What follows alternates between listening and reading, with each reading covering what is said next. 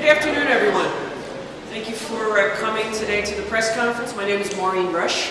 I'm president of the Philadelphia Police Foundation, and with me are my colleagues from the foundation, and obviously the commissioner and his team need no introductions.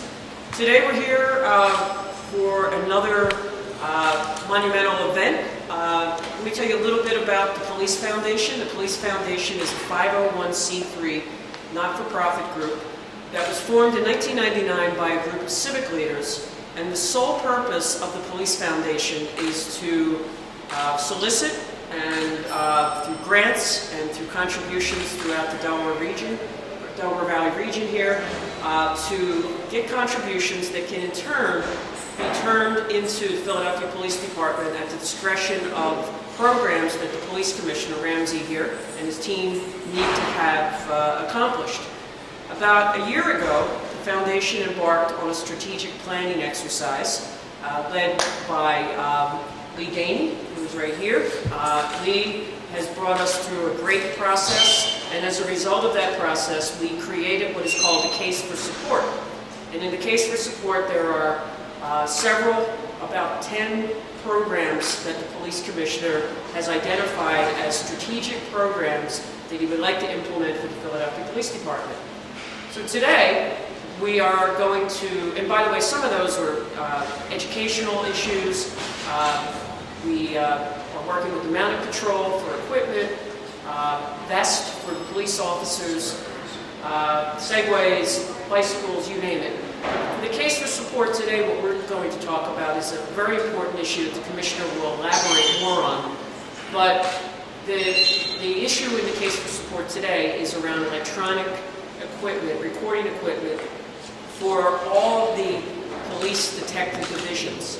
Homicide already has it. The Commissioner will talk more about that. But we have Special Victims Unit. We have all the divisional detective units that will now have the state-of-the-art programming, and we were able, with the support of many members of the Philadelphia Police Foundation, and most recently, two of our members, corporate members, Tyco. Shane Meenan is here today representing Tyco Security Integration, and also Macy's stepped up with some significant money that we were able to put into this program. And so what I'd like to do is give Commissioner Ramsey our check, which I hope he doesn't try to cash at the bank today, but we'll step up here.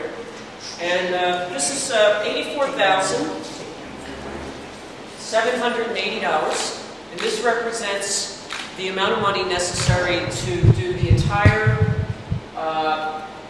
divisional detectives and special victims unit.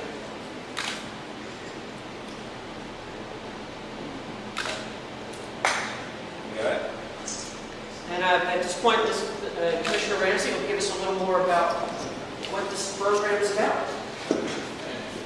Thank you, Maureen. And let me start by first thanking the Police Foundation. They have been fantastic partners, helping us all sorts of ways. We had a press conference, as you'll remember, not too long ago to talk about the Police Mounted Unit, their efforts to support that, helping us get stable feed, veterinarian assistance, and so forth.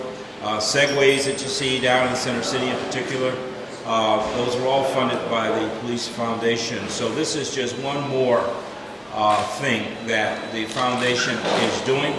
All of you know, or at least I assume you know, that Philadelphia is really behind in terms of technology. Most departments went toward videotaping of interviews and interrogations years and years ago, and we are just getting started. It is a pretty expensive proposition to do that. We have outfitted our homicide division. That is the first unit within the department that has that capability. We'll take you upstairs and let you at least see one of the interview rooms later on to kind of get a sense for exactly what it looks like once it's installed. But that leaves special victims in the 6 detective divisions as of now without the video recording equipment. And even though we're moving in that direction, it was very, very slow because of the amount of funds available for improvement in the area of technology. So this is a giant leap forward very quickly that will allow us to get off the ground and running to get those particular units up and running, and with the ability to videotape interrogation. So again, thank you, Police Foundation. This is going to go a long way toward bringing us up to speed in the department in terms of our ability to create safe and secure neighborhoods and build stronger cases in court, which ultimately this helps us do in a very, very significant fashion. So with that, if you have any questions, I'll be more than happy to try to answer. President Rush here is also available for any questions about the foundation. So please, if you have any. How long has Homicide been doing this? Well, we started the project almost a year ago, but it's actually been up and running just a few months. And we're still having some technology issues periodically, but working with the vendor to work through them. But they've actually been operational now for about 4 months. In addition to the technology hiccups, how has this changed the interrogation process, or has it at all? Well, what I've seen, and it's a little early to see whether it's changed the interrogation process, and by that I take that question as improving the ability of detectives in this area. When I was in the district as police chief, we installed cameras in all of our detective units, including homicide. And one of the side benefits that I really hadn't counted on when we first had it done was that officers would watch themselves on tape, and they would critique themselves. And they would then, look at that and become better and better at interviewing and interrogating suspects. Now, that was just a side benefit that we had, and I've spoken with chiefs around the country, and they too have found that to be true. That, detectives strive to be the best. And when they see themselves on tape, they think about all the things they could have said, how they could have reacted to different situations and so forth. It's too early to tell whether or not it's had that kind of impact here in Philadelphia, but I presume it will. It has everywhere else. Have any of the cases where Homicide has recorded these suspect statements, have they been played in court? I mean, I've been in court enough to hear a detective read a statement. It's too early. These cases do take time to work their way through the system. So it's like everything else. Cases get presented to a district attorney. They set for trial, but as you well know, homicide cases tend not to go to trial immediately. There's a lag time, so there'll be a time when you'll see it. They'll still have written statements as well, but there'll come a time in the not too distant future where you'll start to see these cases move forward in the court system. How long do you think for the rollout of this equipment in the 6 districts and SVU? I'll have to work with the technology people. They'll have to take a look at each unit and make a determination as to how long it's going to take. But I would like to think that we'll have at least something up and operational, or at least work having begun by the end of the year. Maybe before then, but it's easy for me to say we want them all going within a relatively short period of time, but I'm not the guy doing the work, hanging the wires and the cameras and all that sort of thing. So we have to really rely on our IT people to take a look at it and give us a time frame as to how long they think it'll take. But we're going to start this immediately. We're going to start that process of trying to identify a vendor, as well as start to get some estimate on how long they think the entire project will take. Commissioner, without this money from the foundation, how long might it have taken for the police department to even be in position to take this next step? Years. It would take years for us to be able to get all 6 divisions up and operational and special victims. Literally take years, because our capital budget for IT is, 1, not that significant, and 2, we still have other areas that we need to address, such as mobile data terminals, desktops. I mean, there's a variety of things that come out of that particular capital budget, this being one of them. So we'd have to kind of slowly go through the process. This is going to allow us to get up and operational much, much quicker. And lastly, how critical is that for the department? It's incredibly critical, I think. I mean, we're the 4th largest police department in the United States. We need to be very forward-leaning when it comes to all aspects of police operations. And certainly technology plays a greater role. People come to expect that.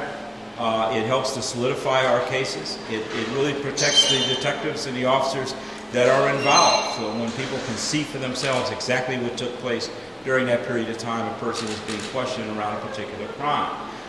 So it's something that's going to move us ahead, and hopefully we're able to continue in the future being a leader in a lot of different areas. Here we're playing catch up, but we will get there. And once we're there, we need to continue to push forward. Have you heard feedback from your detectives in your different divisions about this? Well, they're still getting used to the technology, and there have been some technology glitches there, with the recording and also with sound and things like that. But that happens when you're talking about systems. Another issue is storage, long-term storage. So we're exploring different ways to do that. Cloud technology is certainly something we're going to have to really take a strong look at, because now this is evidence. Evidence has to be maintained for a period of time, and over time, especially the more we expand, then the more video we're going to have. It's going to require more storage space. So we've got to work through all this with our IT department. But that's a good problem to have from my perspective, because that means we are on the cutting edge and we're doing the right things to move the department forward. It's a selfish question. Would any of this be available through public affairs to the media, perhaps? Any what? Any of the video that comes out of an interrogation? It's evidence, and evidence is protected. It's got to go to court and so forth. So, we're not playing court TV here. We've got to follow the rules of evidence, and that would preclude any release of that kind of video at the point in time. It's not like we get video of crimes and we need the public's help to solve the crime. So that's a different kind of release of video. This is actually part of a criminal process. Okay?